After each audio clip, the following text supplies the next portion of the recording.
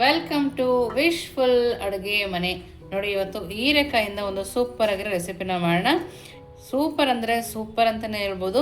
ಚಳಿಗೂ ತಿನ್ಕೋಬೋದು, ಬ್ರೇಕ್ಫಾಸ್ಟಿಗೂ ಆಗುತ್ತೆ, ಲಂಚ್ಗಾಗುತ್ತೆ, ಡಿನ್ನರ್ಗಾಗುತ್ತೆ, ಯಾವುದಕ್ಕೆ ಬೇಕಾದರೂ ದಿಢೀರಂತ ಮಾಡ್ಕೋಬೋದು. ಹೇಗೆ ಮಾಡೋದು ಅಂತ ನೋಡೋಣ ಬನ್ನಿ. ನೋಡಿ, ಒಂದು ಮಿಕ್ಸಿ ಜಾರನ್ನ ತೊಗೊಂಡು 2 ಸ್ಪೂನ್ ಆಗುವಷ್ಟು ಧನಿಯಾ ಬೀಜನ ಹಾಕ್ಕೊಳ್ತಾ ಇದ್ದೀನಿ. ಹಾಗೆಯೇ 1 ಸ್ಪೂನ್ ಆಗುವಷ್ಟು ಜೀರಿಗೆ, ಒಂದು ಅರ್ಧ ಸ್ಪೂನ್ ಆಗುವಷ್ಟು ಅರಿಶಿನ ಪುಡಿನ ಹಾಕ್ಕೊಂಡಿದ್ದೀನಿ. ಹಾಗೆಯೇ ಒಂದು ಅರ್ಧ ಹೋಳಾಗುವಷ್ಟು ತೆಂಗಿನಕಾಯಿ ತುರಿನ ಹಾಕ್ಕೊಳ್ತಾ ಇದ್ದೀನಿ. ಇದಕ್ಕೇನೆ 4 ರಿಂದ 5 ಒಣಮೆಣಸಿನ್ಕಾಯಿ, ನಿಮಗೆ ಖಾರಕ್ಕೆ ನೋಡಿ ಹಾಕೋಬೋದು. ನೋಡಿ, ಇಷ್ಟು ಹಾಕೊಂಡ್ಮೇಲೆ ನೋಡಿ, ನಾನಿಲ್ಲಿ ರಾತ್ರಿ ಅಕ್ಕಿ ನೆನೆಸ್ಕೊಂಡಿದ್ದೆ. 1.5 ಬಟ್ಲಾಗುವಷ್ಟು ಅಕ್ಕಿನ ಇಲ್ಲಿ ನೆನೆಸ್ಕೊಂಡಿದ್ದೀನಿ. ಆ ಅಕ್ಕಿನ ನಾವೀಗ ಮಿಕ್ಸಿಯಾಗ ಹಾಕ್ಕೋಬೇಕು. ನಾವು ರಾತ್ರಿ ನೆನೆಸಿದ್ರೆ ಬೆಳಗ್ಗೆ ದಿಢೀರಂತ ಮಾಡ್ಕೋಬೋದು. ನೋಡಿ, ಈ ಥರ ಅಕ್ಕಿನೂ ಕೂಡ ಸೇರಿಸ್ಕೊಳ್ಳೋಣ. ಬೆಳಿಗ್ಗೆ ತಿಂಡಿ ಮಾಡಬೇಕು ಅಂದರೆ ರಾತ್ರಿ ನೆನೆಗಾಕಿದ್ರೆ ಬೆಳಗ್ಗೆ ದಿಢೀರಂತ ಮಾಡ್ಕೋಬೋದು. ನೋಡಿ, ಅಕ್ಕಿ ಹಾಕೊಂಡ್ಮೇಲೆ ಒಂದು ನಿಂಬೆಹಣ್ಣಿನ ಗಾತ್ರದಾಗಷ್ಟು ಹುಣಸೆಹಣ್ಣನ್ನು ನೆನೆ ಹಾಕ್ಕೊಂಡಿದ್ದೆ. ಆ ಹುಣಸೆಹಣ್ಣು ರಸ ಕೂಡ ಹಾಕೋಣ. ನಾನು ಇಲ್ಲಿ ಬೀಜ ಇತ್ತು ಅಂತೇಳಿ ರಸ ಮಾಡಿ ಹಾಕ್ಕೊಳ್ತಾ ಇದ್ದೀನಿ. ನೀವು ಹಾಗೆ ಹುಣಸೆಹಣ್ಣು ಕೂಡ ಹಾಕೋಬೋದು. ನೋಡಿ, ಇದಕ್ಕೇನೆ ರುಚಿಗೆ ತಕ್ಕಷ್ಟು ಉಪ್ಪನ್ನು ಸೇರಿಸ್ಕೊಳ್ಳೋಣ. ಹಾಗೆಯೇ ಸ್ವಲ್ಪ ಇಂಗನ್ನು ಕೂಡ ಹಾಕೋಣ. ನೋಡಿ, ಇದಕ್ಕೇನೆ ಸ್ವಲ್ಪ ನೀರನ್ನು ಹಾಕಿ ಸಣ್ಣದಾಗಿ ಗ್ರೈಂಡ್ ಮಾಡ್ಕೊಂಬರ್ಬೇಕು. ಜಾಸ್ತಿ ತೆಳು ಆಗಬಾರ್ದು, ನಮಗೆ ಸ್ವಲ್ಪ ಗಟ್ಟಿ ಬ್ಯಾಟರೇ ಇರಬೇಕು. ಹಾಗಾಗಿ ಸ್ವಲ್ಪ ನೀರನ್ನು ಹಾಕಿ ಸಣ್ಣದಾಗಿ ರುಬ್ಕೊಂಬರೋಣ. ನೋಡಿ, ಇವಾಗ ಮಿಕ್ಸಿಯಲ್ಲಿ ರುಬ್ಕೊಂಬಂದ್ವಲ್ಲ, ಅದನ್ನು ಬ್ಯಾಟರ್ನ ಒಂದು ಪಾತ್ರೆಗೆ ಹಾಕೋಣ. ನೋಡಿ, ಕಲರೇ ಎಷ್ಟು ಚೆನ್ನಾಗಿ ಕಾಣಿಸ್ತದಲ್ಲ. ನಮಗೆ ಹದ ಕೂಡ ಇದೇ ರೀತಿ ಇರಬೇಕು. ಇದಕ್ಕೆ ಸ್ವಲ್ಪ ನೀರನ್ನು ಹಾಕಿ ಕೂಡ ಹಾಕೋಬಾರ್ದು, ಏಕೆಂದರೆ ಆಲ್ರೆಡಿ ಕರೆಕ್ಟಾಗಿದೆ. ಬ್ಯಾಟರ್ ರೆಡಿ ಇದೆ. ಸ್ವಲ್ಪ ಕೊತ್ತಂಬರಿ ಸೊಪ್ಪನ್ನ ಹಾಕಿ ಚೆನ್ನಾಗಿ ಬೀಟ್ ಮಾಡ್ಕೋಬೇಕು. ನೋಡಿ, ಈ ಥರ ಚೆನ್ನಾಗಿ ಬೀಟ್ ಮಾಡಿಕೊಂಡ್ರೆ ತುಂಬ ಚೆನ್ನಾಗಿ ಬರುತ್ತೆ. ನೋಡಿ, ಚೆನ್ನಾಗಿ ಬೀಟ್ ಆಗಿದೆಲ್ಲ, ಇದನ್ನು ಪಕ್ಕಕ್ಕೆ ಎತ್ತಿಟ್ಕೊಳ್ಳೋಣ. ನೆಕ್ಸ್ಟ್ ಏನು ಮಾಡೋದು ನೋಡೋಣ ಬನ್ನಿ. ನೋಡಿ, ನಾವು ಹೀರೆಕಾಯಿ ತೊಗೊಂಡ್ವಲ್ಲ, ಅದನ್ನು ಸಿಪ್ಪೆನ ತಕ್ಕೊಳ್ಳೋಣ. ನೋಡಿ, ಈ ಥರ. ನೀವಿನ್ನೂ ನಮ್ಮ ವಾಟ್ಸಪ್ ಗ್ರೂಪಿಗೆ ಜಾಯಿನ್ ಆಗಿಲ್ಲ ಅಂದರೆ ವಿಶ್ಫುಲ್ ವಾಟ್ಸಪ್ ಗ್ರೂಪ್ಗೆ ಜಾಯಿನ್ ಆಗೋದನ್ನು ಮರಿಬೇಡಿ. ಹೊಸ ರೆಸಿಪಿಗಳು ಕೂಡ ಅಲ್ಲಿ ಬರುತ್ತೆ.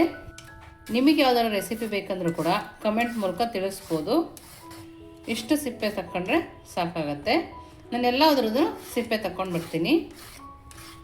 ನೋಡಿ, ಎಲ್ಲ ಹೀರೆಕಾಯ್ದು ಸಿಪ್ಪೆನ ತಕ್ಕೊಳ್ತಾ ಇದ್ದೀನಿ. ನೋಡಿ, ಇದನ್ನು ಇವಾಗ ಒಂದ್ಸರಿ ವಾಶ್ ಮಾಡ್ಕೊಂಡು ಬರಬೇಕು. ನೋಡಿ, ಇವಾಗ ವಾಶ್ ಮಾಡ್ಕೊಂಡು ಬಂದಿದ್ದೀನಲ್ಲ, ಒಂದು ಹೀರೆಕಾಯಿನ ಹಿಂದೆ ಭಾಗ ತಕ್ಕೊಳ್ತಾ ಇದ್ದೀನಿ. ನೋಡಿ, ಇದನ್ನು ಈ ಥರ ಕಟ್ ಮಾಡ್ಕೊಬೇಕು. ನಾವಿಲ್ಲಿ 2 ಥರ ಕಟ್ ಮಾಡ್ಕೊಳ್ತಾ ಇದ್ದೀವಿ. ನೋಡಿ, ಒಂದನ್ನು ಈ ಥರ ರೌಂಡಾಗೆ ಕಟ್ ಮಾಡ್ಕೊಳ್ಳೋಣ. ತುಂಬ ಒಳ್ಳೆ ರೆಸಿಪಿ ಅಂತಲೇ ಹೇಳ್ಬೋದು. ಹೀರೆಕಾಯಿ ತಿಂದೇ ಇದ್ದವರು ಕೂಡ ಇಷ್ಟಪಟ್ಟು ತಿನ್ನೋಂಥ ರೆಸಿಪಿ. ದಿಢೀರಂತ ಯಾರು ಮನೆಗೆ ಬಂದಾಗ ಕೂಡ ಮಾಡ್ಬೋದು. ಅಕ್ಕಿ ಒಂದು ನೆಂದಿದ್ರೆ ಸಾಕು, ಬೇಗ ಆಗೋಗುತ್ತೆ.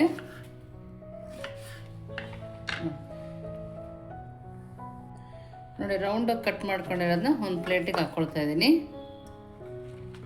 ನೋಡಿ, ಇದನ್ನೆಲ್ಲ ಒಂದು ಪ್ಲೇಟಿಗೆ ತಗೊಂಡು ಇವಾಗ ಈ ಹೀರೆಕಾಯಿನ ಕೂಡ ಕಟ್ ಮಾಡ್ಕೊಳ್ಳೋಣ. ನೋಡಿ, ಇದನ್ನು ಸಣ್ಣದಾಗಿ ಕಟ್ ಮಾಡ್ಕೋಬೇಕು. ನೋಡಿ, ಈ ಥರ.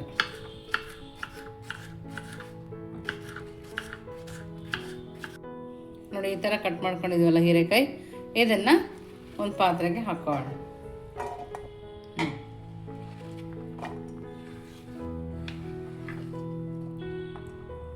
ನೋಡಿ, ಈ ಥರ ಸೇರಿಸ್ಕೋಬೇಕು. ನೋಡಿ, ಹೀರೆಕಾಯಿ ಹಾಕ್ಕೊಂಡಿದ್ದೀವಲ್ಲ, ಇದ್ರ ಜೊತೆಗೆ 1 ಬೌಲ್ ಆಗುವಷ್ಟು ಈರುಳ್ಳಿನ ಸಣ್ಣದಾಗಿ ಕಟ್ ಮಾಡಿ ಹಾಕ್ಕೊಂಡಿದ್ದೀನಿ. ದಪ್ಪದ 2 ಈರುಳ್ಳಿ ಸಣ್ಣದಾಗಿ ಕಟ್ ಮಾಡಿರೋದು. ಹಾಗೆಯೇ ಸಬ್ಸಿಗೆ ಸೊಪ್ಪು ಕೂಡ ಸೇರಿಸ್ಕೊಳ್ತಾ ಇದ್ದೀನಿ. ಸಣ್ಣದಾಗಿ ಕಟ್ ಮಾಡಿರೋ ಕೊತ್ತಂಬರಿ ಸೊಪ್ಪು, ಒಂದು ಅರ್ಧ ಸ್ಪೂನ್ ಆಗುವಷ್ಟು ಅರಿಶಿನ ಪುಡಿ, ಹಾಗೆಯೇ ಒಂದು ಅರ್ಧ ಸ್ಪೂನ್ ಆಗುವಷ್ಟು ಜೀರಿಗೆ, ಖಾರಕ್ಕೆ ಒಂದು ಅರ್ಧ ಸ್ಪೂನ್ ಖಾರದ ಪುಡಿ ಹಾಕ್ಕೊಳ್ತಾ ಇದ್ದೀನಿ. ನಿಮಗೆ ಖಾರ ಬೇಕಂದರೆ ಇನ್ನೂ ಸ್ವಲ್ಪ ಹಾಕೋಬೋದು. ನಾನಿಲ್ಲಿ ಸ್ವಲ್ಪ ಅಜ್ವೈನ ತಗೊಂಡು ಕೈಯಲ್ಲಿ ತಿಕ್ಕಿ ಹಾಕ್ಕೊಳ್ತಾ ಇದ್ದೀನಿ. ಅಜ್ವೈನ್ ಹಾಕೋದ್ರಿಂದ ಜೀರ್ಣನೂ ಚೆನ್ನಾಗಾಗುತ್ತೆ, ಫ್ಲೇವರು ಸೂಪರಾಗಿರುತ್ತೆ. ರುಚಿಗೆ ತಕ್ಕಷ್ಟು ಉಪ್ಪನ್ನು ಸೇರಿಸ್ಕೊಳ್ತಾ ಇದ್ದೀನಿ. ಹಾಗೆಯೇ 1 ಬೌಲ್ ಆಗೋಷ್ಟು ಕಡಲೆ ಹಿಟ್ಟನ್ನು ಸೇರಿಸ್ಕೊಳ್ತಾ ಇದ್ದೀನಿ. ಹಾಗೆಯೇ ಒಂದು 1/4 ಬೌಲ್ ಆಗುವಷ್ಟು ಅಕ್ಕಿ ಹಿಟ್ಟನ್ನು ಸೇರಿಸ್ಕೊಳ್ತಾ ಇದ್ದೀನಿ. ಅಕ್ಕಿ ಹಿಟ್ಟು ಹಾಕೋದ್ರಿಂದ ತುಂಬ ಕ್ರಿಸ್ಪಿಯಾಗಿ ಬರುತ್ತೆ. ಒಂದು ಚಿಟಿಕೆ ಆಗುವಷ್ಟು ಸೋಡಾನ ಹಾಕ್ಕೊಳ್ತಾ ಇದ್ದೀನಿ.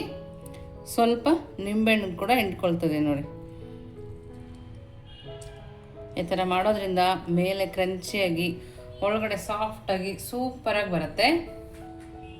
ಇವಾಗ ಕೈಯಲ್ಲಿ ನೀಟಾಗಿ ಕಲಿಸ್ಕೊಬೇಕು. ನಾವು ಮೊದಲೇ ನೀರು ಹಾಕ್ಕೋಬಾರ್ದು, ಈರುಳ್ಳಿಲಿರೋ ನೀರು ಕೂಡ ಬಿಡುತ್ತೆ. ಹಾಗಾಗಿ ಚೆನ್ನಾಗಿ ಕಲಸಿ ಆಮೇಲೆ ಬೇಕನ್ಸಿದ್ರೆ ಹಾಕ್ಕೋಬೇಕು ನೋಡಿ. ಈ ಥರ ಚೆನ್ನಾಗಿ ಕಲಿಸ್ಕೊಬೇಕು. ನಾವು ಹೀರೆಕಾಯಿ ಹಾಕಿದ್ದೀವಿ ಅಂತಲೇ ಗೊತ್ತಾಗಲ್ಲ, ಅಷ್ಟು ಚೆನ್ನಾಗಿರುತ್ತೆ. ಇವಾಗ ಸ್ವಲ್ಪ ಸ್ವಲ್ಪ ನೀರನ್ನೇ ಹಾಕಿ ಕಲಿಸ್ಕೊಳ್ತಾ ಇದ್ದೀನಿ.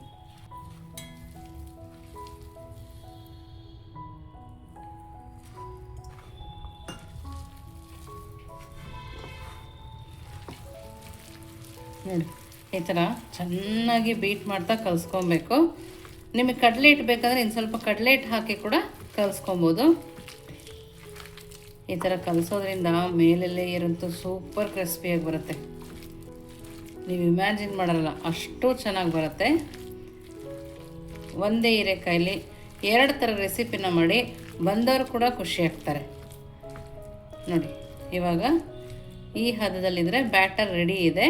ಇದನ್ನು ಪಕ್ಕಕ್ಕೆ ಇಟ್ಟು ನಾವು ರೌಂಡ್ ಕಟ್ ಮಾಡ್ಕೊಂಬಂದ್ವಲ್ಲ ಹೀರೆಕಾಯಿ, ಅದನ್ನು ನೋಡೋಣ ಬನ್ನಿ. ನೋಡಿ ಇಲ್ಲಿ ಬ್ಯಾಟರ್ ರೆಡಿ ಮಾಡಿದ್ವಲ್ಲ ನೋಡಿ, ಅದು ಈ ಹದದಲ್ಲಿ ಇರಬೇಕು. ನನ್ನ ಪಕ್ಕದಲ್ಲಿ ಒಂದು ಪ್ಯಾನ್ ಕೂಡ ಬಿಸಿ ಮಾಡೋಕ್ಕೆ ಇಟ್ಕೊಂಡಿದ್ದೀನಿ ನೋಡಿ. ಇವಾಗ ಹೀರೆಕಾಯಿ ರೌಂಡ್ ಕಟ್ ಮಾಡ್ಕೊಂಬಂದ್ವಲ್ಲ ಅದನ್ನು ಈ ಥರ ತಗೊಂಡು ನೋಡಿ, ತವ ಕೂಡ ಬಿಸಿ ಇದೆ. ಒಂದು ಸರಿ ಎಣ್ಣೆನ ಸವರ್ಕೊಂಡಿದ್ದೀನಿ ಅಷ್ಟೇ ನೋಡಿ. ಈ ಥರ ಇಟ್ಕೊಳ್ಳೋದು.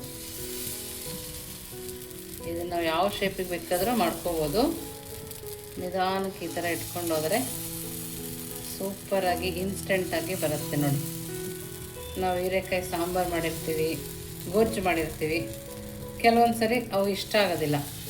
ಆ ಟೈಮಲ್ಲಿ ಈ ಥರ ಮಾಡಿಕೊಟ್ರಂತೂ ತುಂಬ ಖುಷಿಯಾಗಿ ತಿಂತಾರೆ. ಹೀರೆಕಾಯಿ ಕೂಡ ಆರೋಗ್ಯಕ್ಕೆ ತುಂಬಾ ಒಳ್ಳೆಯದು. ಅದು ಎಲ್ಲದನ್ನು ಇದೇ ಥರ ಇಟ್ಕೋಬೇಕು. ನಿಮ್ಗೆ ಯಾವ ಶೇಪ್ ಬೇಕೋ ಆ ಶೇಪಲ್ಲಿ ನೀಟಾಗಿ ಬರುತ್ತೆ ನೋಡಿ. ಈ ಥರ ಮಧ್ಯೆ ಗ್ಯಾಪ್ ಇದ್ದರೆ ಸ್ವಲ್ಪ ಹಿಟ್ಟನ್ನು ಹಾಕೋಣ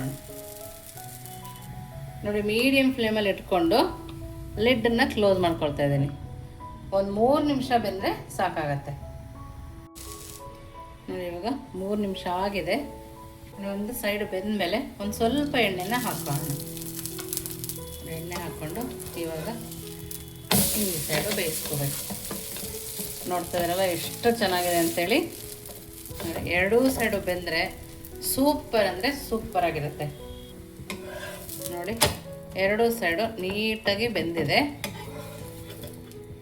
ನೋಡ್ತಾ ಇದ್ದೀರಲ್ಲ, ತುಂಬ ಅಂದರೆ ತುಂಬ ಚೆನ್ನಾಗಿದೆ ನೋಡಿ. ಎಲ್ಲದನ್ನು ಅದೇ ಥರ ಮಾಡ್ಕೊಳ್ತೀನಿ ನೋಡಿ. ಇಲ್ಲೊಂದು ಬಾಣಲಿ ತಗೊಂಡು ಎಣ್ಣೆನ ಕಾಯಿಸ್ಕೊಂಡಿದ್ದೀನಿ. ಎಣ್ಣೆನ ಈ ಫ್ಲೇಮಲ್ಲಿ ಕಾಯಿಸ್ಕೊಂಡಿದ್ದೀನಿ ನೋಡಿ. ಇವಾಗ ಮೀಡಿಯಮ್ ಫ್ಲೇಮಲ್ಲಿ ಇಟ್ಟು ಈ ಥರ ಬಿಟ್ಕೊಳ್ಳೋಣ. ನಿಧಾನಕ್ಕೆ ಬಿಟ್ಕೊಳ್ಳೋಣ. ನಿಮ್ಗೆ ಯಾವ ತರಕಾರಿ ಬೇಕೋ ಆ ತರಕಾರಿ ಕೂಡ ಹಾಕೋಬೋದು. ಜೋಳ ಕೂಡ ಹಾಕೋಬೋದು, ಸ್ವೀಟ್ ಜೋಳ ಬರುತ್ತಲ್ಲ ಅದನ್ನು ಕೂಡ ಹಾಕೋಬೋದು. ದಪ್ಪ ಮೆಣಸಿನ್ಕಾಯಿ ಕೂಡ ಹಾಕೋಬೋದು. ಹೀರೆಕಾಯಿನಲ್ಲೇ ಮಾಡಿದ್ರು ಕೂಡ ತುಂಬ ಚೆನ್ನಾಗಿ ಬರುತ್ತೆ. ನಾ ಇಲ್ಲಿ ಈರುಳ್ಳಿ ಹಾಕ್ತೀನಲ್ಲ, ಈರುಳ್ಳಿ ಬೇಡ ಅನ್ನೋರು ಕೂಡ ಸ್ಕಿಪ್ ಮಾಡ್ಬೋದು. ಬರೀ ಹೀರೆಕಾಯಿನಲ್ಲೇ ಮಾಡ್ಕೋಬೋದು. ಹಾಕಿದ ತಕ್ಷಣ ಕೈ ಆಡಿಸ್ಬಾರ್ದು. 1-2 ನಿಮಿಷ ಬಿಟ್ಟು ಆಮೇಲೆ ತಿರುಗಿಸ್ಕೊಳ್ಳೋಣ ನೋಡಿ. ಈ ಥರ ನಿಧಾನಕ್ಕೆ ತಕ್ಕೊಳ್ಳೋಣ.